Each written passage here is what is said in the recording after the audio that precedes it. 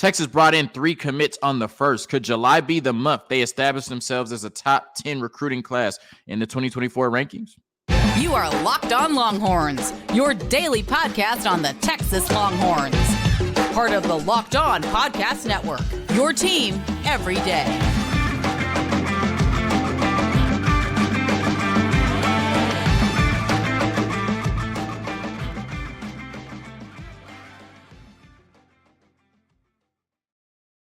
On Longhorns, the show. Jonathan Davis, your host. Today's episode of Locked On Longhorns is brought to you by FanDuel Sportsbook, the official sportsbook of Locked On. Make every moment more. Visit FanDuel.com/LockedOn today to get started. On today's episode of Locked On Longhorns, we are discussing the 3 commits on Saturday. Your 3 newest Longhorns: Parker Livingstone, Jordon Johnson, Rubell, and Alex January. Then we're talking about Josh Pate saying that Xavier Worthy could win the Heisman. I guess he could win the Heisman, but I'll tell you why he likely won't.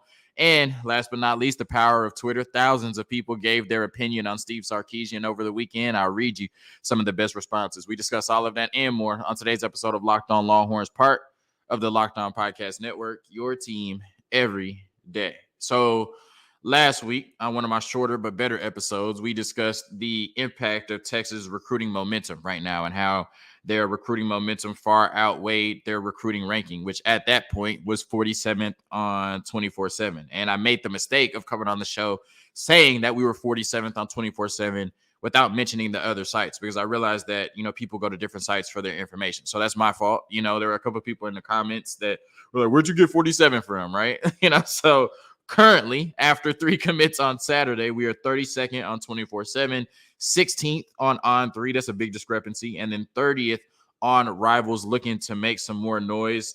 Jordan Washington, 3-star tight end out of Houston, Langham Creek High School, will commit today. A lot of people feel like he'll commit to the Longhorns. So an opportunity for Texas to rise up a little bit higher in those rankings as well. But like I said, on Saturday, we brought in 3 commitments, and Texas is starting to push towards that top 10 class. And I think eventually they will be top 10, possibly even top 5 in the overall rankings, and then somewhere in that metric in terms of the average player ranking as well, because we know that Texas will not only have one of the top ranked classes, but they'll have some of the better players in that class in 2024, hopefully in Kobe Black, Ryan Wingo, and Colin Simmons, 3 5-stars who would be really good at the 40 acres. But let's talk about the 3 players that pledged to play at the University of Texas on Saturday, starting with Parker Livingstone, one of my favorite players in this class. He just screams Texas. All right, if you saw his commitment video, it was so Texas, from all of, the little pictures of him as a little kid, wearing all of the UT gear. He did a commitment video out on the water. He had his whole family in Texas gear. It was just hilarious, right? He screams Texas. He was on his visit in a cowboy hat and a burnt orange Carhartt shirt or whatever it was. Like, he just screams Texas. He's going to be a really good player here. 6'3", 185. As I mentioned last week, he's a deep threat, right? And to play receiver in Steve Sarkisian's system, you have to win down the field, right? And he's able to do that really well. Great speed, ran a 21.6 in the 200. If you watch his highlight tape, it's just straight deep balls and screens, right? It looks a lot like Isaiah Nayor at Wyoming, right? Nino from Nino's Corner Sports said that, and then Steven from Fanatics Perspective said that as well in our chat, right? It just looks like Isaiah Nayor. Everything's down the field. He's just dominant. And he's also a willing blocker, right? And we see that a lot with Jordan Whittington. That's a huge part of our offense, being able to block for the running backs on the outside, but also being able to block for the other receivers on those short routes, right? And you see that a lot on his tape, Parker Livingstone doing that. Just a really gritty and willing blocker, has reliable hands. He's a hands catcher, not a body catcher, and can catch the ball in traffic.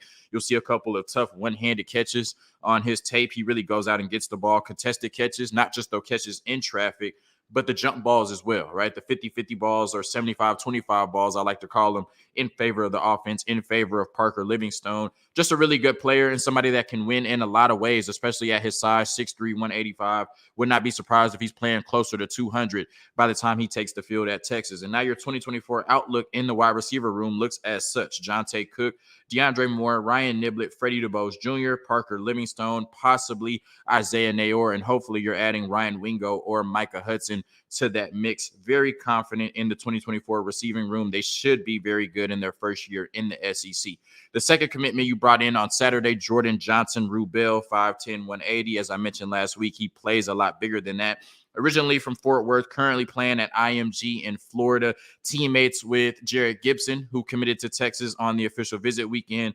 Coincidentally, right now, according to 24/7, right, your two highest commits in this class, both from IMG in Florida. And Jordon Rubell is just a violent, small safety who plays a lot bigger than what he's listed as. Versatile, can play multiple positions, right? He can play that safety position. He could play some corner if you need him to. Definitely he can come down in the slot and play in the box or cover running backs and tight ends out of the backfield. He can play in the box or deep. So whether you need him at the 1 deep or the 2 deep safety position, or if you need him to play around the line of scrimmage to control the run game or possibly even blitz the quarterback, he can do that as well. A very smart and instinctual defender. He's also a very physical hitter, right? Don't let the 5'10", 180, don't get him messed up. Don't get it twisted, right? He will put you on your back, and he can cover. And man, I think that's almost imperative nowadays in these passing offenses for a safety to be able to come down and play some man coverage as well. He can do that. So when you look at the 2024 outlook for the safety position, and I should have said this with the receivers, this is not including what they might do in the transfer portal.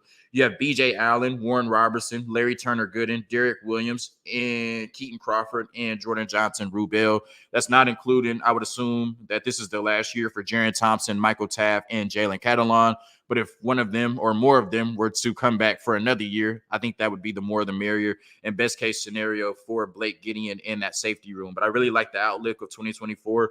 Pretty much every player I've mentioned was a blue chip safety out of high school. And that's a position that's going to be really important for you going into the SEC. And then the third commitment, the one that we probably were least expecting, we had a feeling that Parker Livingstone and Jordon Rubell would announce to Texas on Saturday, but Alex January, D tackle out of Duncanville, Texas, also made his pledge to play at the University of Texas on Saturday. He is a legacy. His dad played linebacker at Texas in the 80s. He's also teammates with Colin Simmons. So you're trying to get that Jared Gibson and Jordon Rubell connection, and also that Alex January and Colin Simmons connection, right? And he helped anchor a state championship D-line next to Colin Simmons at Duncanville. And when you look at the 2024 outlook of the D tackle position, this was huge. Still think Bo Davis has some more work to do on players like Dominic McClendon.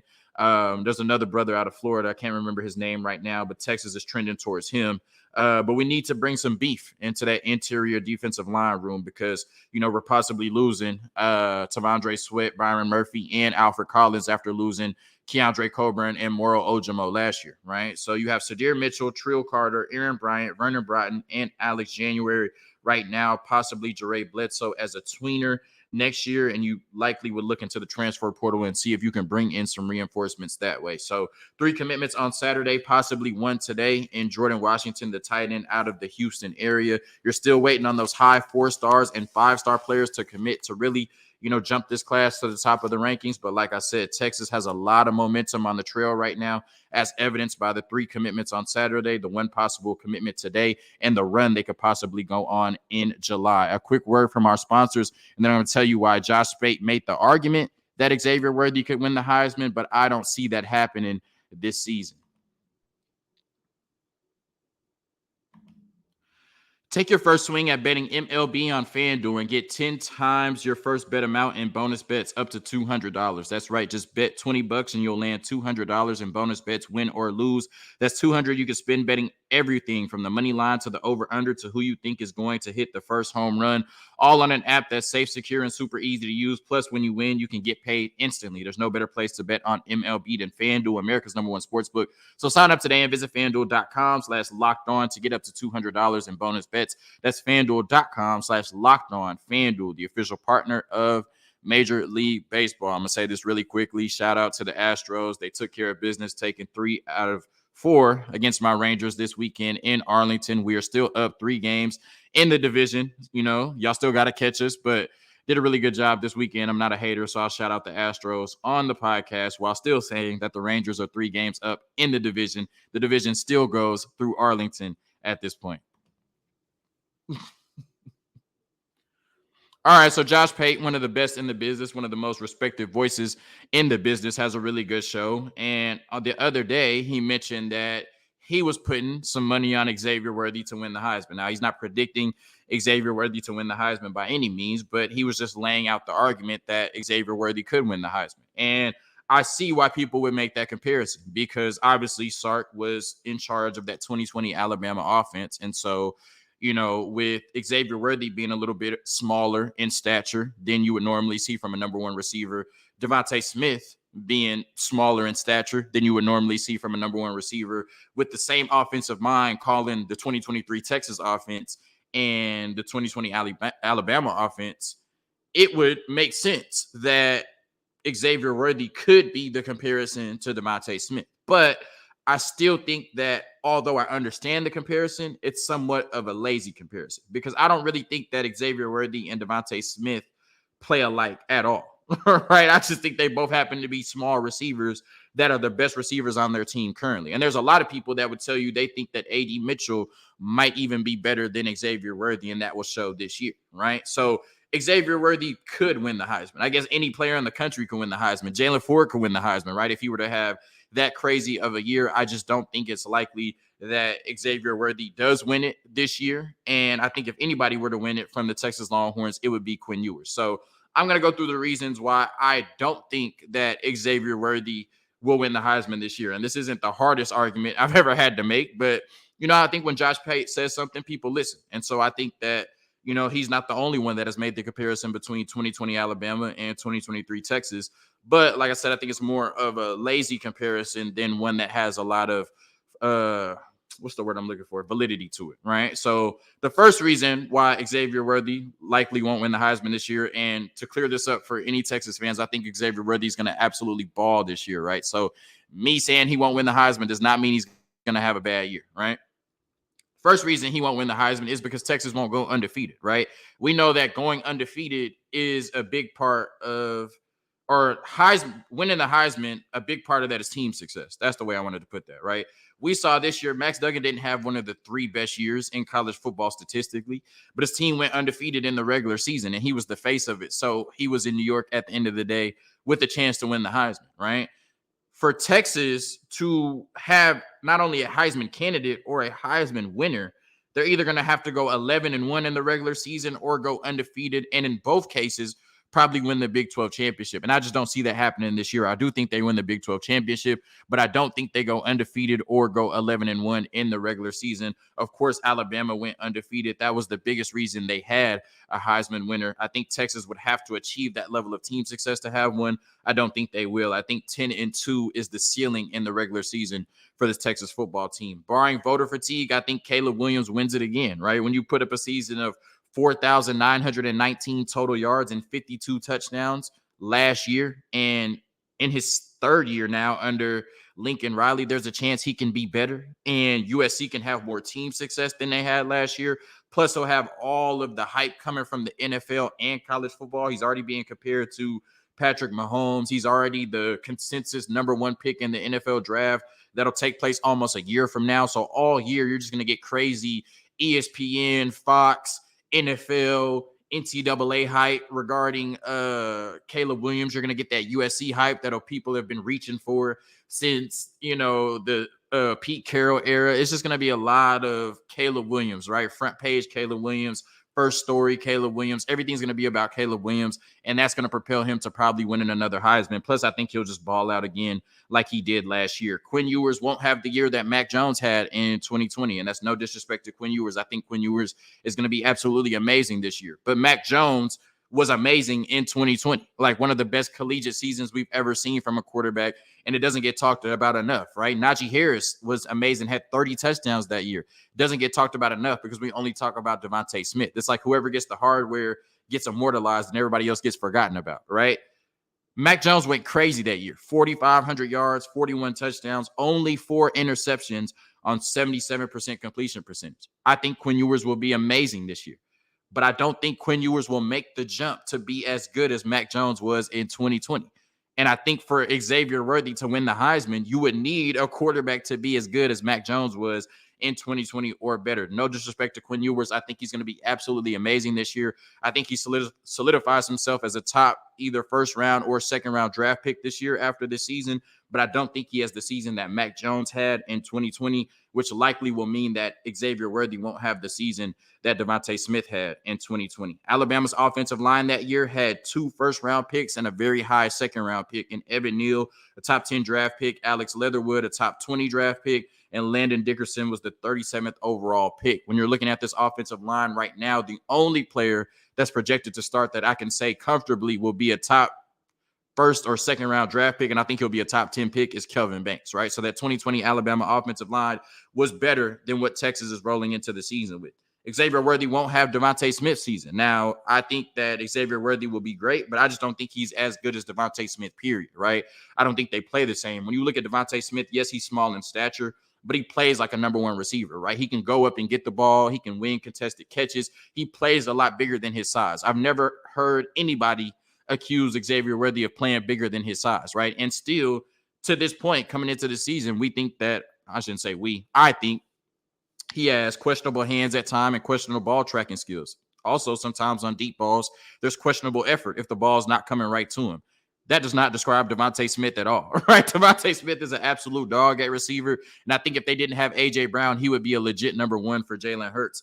That season, he had 117 catches, 1,800 yards, and 23 touchdowns. I just don't see Xavier Worthy reaching those numbers this year. One, because I don't think he's as good as Devonta Smith, and that's no disrespect. I think Worthy will ball out this year. I think he will get drafted in the first 2 rounds, but also Texas has more weapons to spread the ball too. When you look at that season, Jalen Waddle got hurt, and that's a big reason why Devonta Smith was featured the way that he was. But outside of that, it was John Mechie, Najee Harris, and Jaleel Billingsley, right? Texas has more weapons to spread the ball to than they had in 2020. And that's part of the reason that Devonta Smith was so dominant. So, look, I think that Quinn Ewers will have an amazing year. I think Sark will be on as a play caller this year. I think that Xavier Worthy will go absolutely crazy this year, have his first 1,000-yard season. I think he'll have 15-plus touchdowns. I think Texas will have team success, will win 10 games, and will be in the Big 12 championship game and ultimately win it. But I think you have to have a special legendary type season for a wide receiver like Xavier Worthy to win the Heisman, and I just don't see that happening this year, even though I think Texas will be really explosive on offense. A quick word from our sponsors, and I'm going to read you some of the best responses to Josh Pate. What are your honest thoughts on Steve Sarkisian thread?